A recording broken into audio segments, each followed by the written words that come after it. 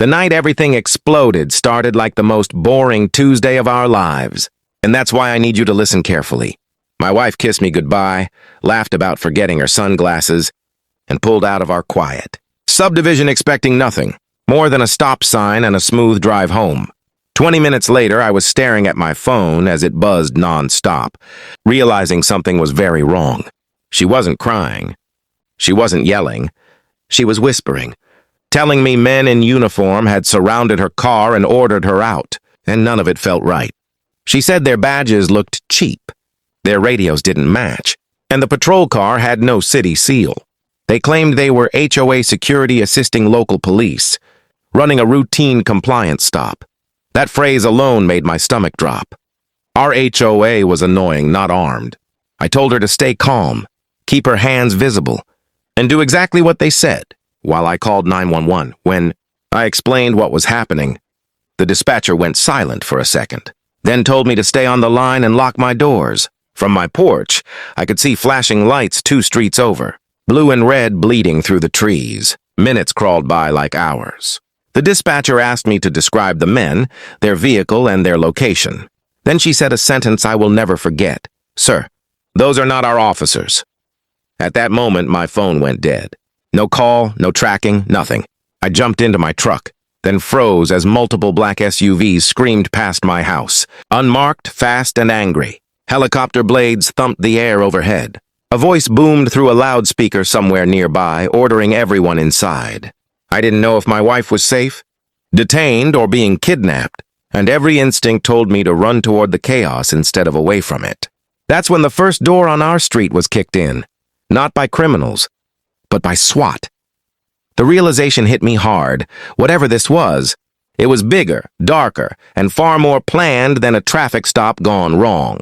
I kept replaying her whisper in my head, the way she said my name like she was apologizing for something she didn't understand. Our neighborhood had always felt safe, curated, almost fake, with trimmed hedges and rule books thicker than common sense. Now it felt like a stage set for something violent and hidden. I realized how easily authority can be mimicked, how uniforms can lie, and how quickly normal life can fracture when someone decides to abuse trust for control and profit. That lesson would only deepen as the night spiraled further out of control fast. SWAT didn't knock.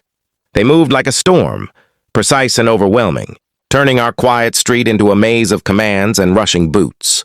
I was ordered to the ground, cuffed, and pulled behind an armored truck while officers cleared houses one by one. No one explained anything, and that silence was almost worse than the shouting. All I could think about was my wife, alone somewhere under fake authority, wondering if she'd ever see me again. After what felt like an eternity, a detective finally crouched beside me and asked one question that chilled my spine. "Did your wife give them any personal information?" I told him everything I knew, every whispered detail, every odd symbol on their uniforms. He nodded grimly and said they'd been tracking a group impersonating enforcement to run illegal searches and intimidations under HOA cover. Tonight, my wife had accidentally driven into their sting zone. Across town, real officers had boxed the fake cops in. The moment the imposters realized they were compromised, they tried to flee using residents as cover. That's why SWAT hit our neighborhood so hard. They needed to make sure no one else was hurt and no evidence disappeared. Hearing that didn't calm me. It made me furious. My family had been used as bait. Then I saw her. She was wrapped in a blanket, sitting on a curb, shaking but upright. When our eyes met, the noise faded. I didn't care about the rifles or the lights or the neighbors filming from behind curtains. She was alive. An officer uncuffed me, and I crossed the street in a walk that felt longer than any run I've ever taken. She told me how they'd tried to pressure her, how one man kept insisting she step into their vehicle to verify residency status. She refused, citing her rights, stalling just long enough for real police to arrive. That delay saved her. The detective later confirmed the group had warrants for kidnapping, fraud, and weapons charges. As dawn approached, doors were repaired, statements were taken, and our illusion of safety was permanently shattered. We went home changed, knowing the line between normal and nightmare is thinner than anyone wants to admit. Later, investigators explained how easily uniforms, decals, and confident language can override common sense. They preyed on politeness and fear, especially in regulated communities. We learned how crucial it is to verify, to slow situations down, and to trust instincts that say something feels wrong. Those lessons came at a cost, but they were lessons we would carry forward deliberately. Our neighbors listened closely, realizing compliance without confirmation can be dangerous for everyone involved, especially during chaotic nights like that one. The days after the raid were quiet in a way that felt artificial, like everyone was afraid sound might invite chaos back. Yellow tape disappeared, but the questions didn't. News vans parked at the subdivision entrance, and our HOA board suddenly stopped sending emails. That silence spoke volumes. Detectives interviewed residents, collecting footage from doorbells and security cameras, piecing together how the fake cops had rehearsed their roles. We learned they'd studied our rules, exploited our signage, and used HOA language to sound legitimate. They counted on nobody wanting conflict. My wife struggled with guilt, replaying every second, wondering if she'd done something wrong. I reminded her constantly that listening to her instincts saved her life. Fear doesn't mean weakness.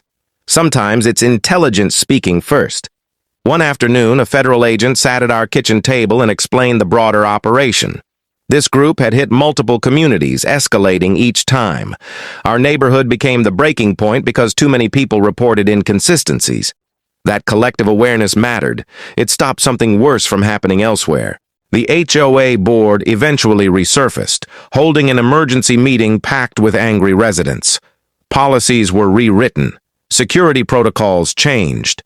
Most importantly, everyone agreed that no private organization ever had authority to detain, search, or intimidate. That clarity felt overdue. Trust had to be rebuilt from scratch. My wife and I started speaking to neighbors, sharing what we learned, encouraging everyone to verify credentials and call real authorities when unsure. Those conversations were uncomfortable but necessary. Safety isn't about blind obedience. It's about informed cooperation. At night, the memories still crept in. Sirens in the distance made us pause. But we also felt stronger, bonded by survival and truth. What happened to us became a warning and a lesson, not just a story to forget. I realized how quickly comfort can turn into complacency, and how predators rely on routine more than force.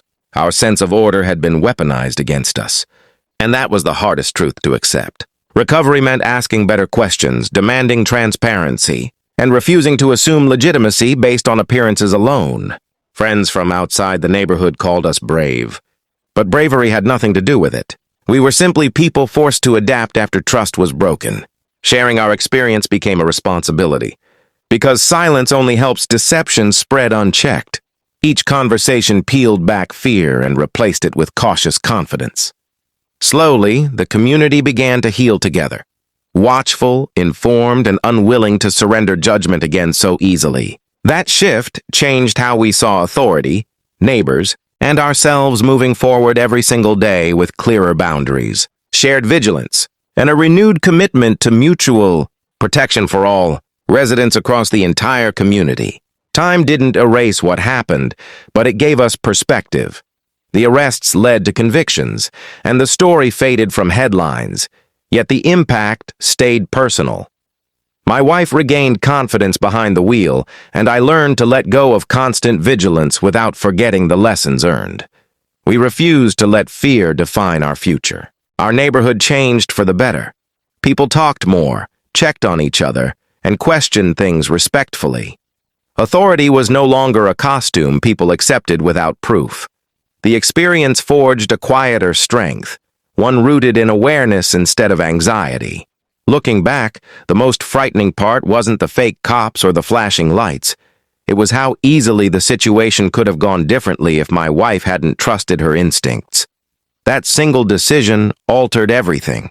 It reminded us that ordinary choices can carry extraordinary weight. We share this story because someone listening might face a moment that feels off, confusing, or pressured. Slowing down, asking questions, and calling for verification can change outcomes. Safety grows when people stay informed and connected. What began as a routine drive home became a turning point that reshaped our lives, not through violence, but through clarity. We survived, we learned, and we speak up now so others can do the same. I often think about how close we came to tragedy without realizing it.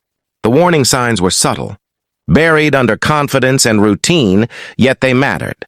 Education became our focus afterward. We attended community safety meetings, learned verification steps, and encouraged others to do the same. Empowerment replaced helplessness. Instead of assuming someone else would protect us, we understood our role in protecting ourselves and each other. That mindset shift was transformative. Our marriage deepened through the shared recovery. Conversations grew more honest, patience more intentional. Trauma didn't break us. It clarified what mattered. We laughed again, traveled again, and reclaimed normalcy at our own pace. Healing wasn't linear, but it was real. This experience also challenged how we view systems and structures. Rules are tools, not shields. When misused, they can cause harm. When questioned, they can improve. Accountability became a shared value, not an abstract idea. We learned to participate actively rather than comply passively. If there's one takeaway, it's this. Trust your instincts, verify authority, and never feel embarrassed for protecting yourself. Awareness saves lives quietly, without headlines or heroics. It starts with listening to that small inner voice that says something isn't right, and choosing to act thoughtfully anyway. That choice can ripple outward, strengthening families, neighborhoods, and communities far beyond a single frightening moment. We hope our story encourages courage, caution, and calm wherever it's needed most during uncertain times everywhere. Enjoying this real-world breakdown of how trust can be exploited and instincts can save lives. Subscribe to stick around for more true stories that unpack what really happens when everyday situations go sideways. If this story made you think, or helped you see authority a little differently, hit like and drop a comment below. What would you have done during that routine stop?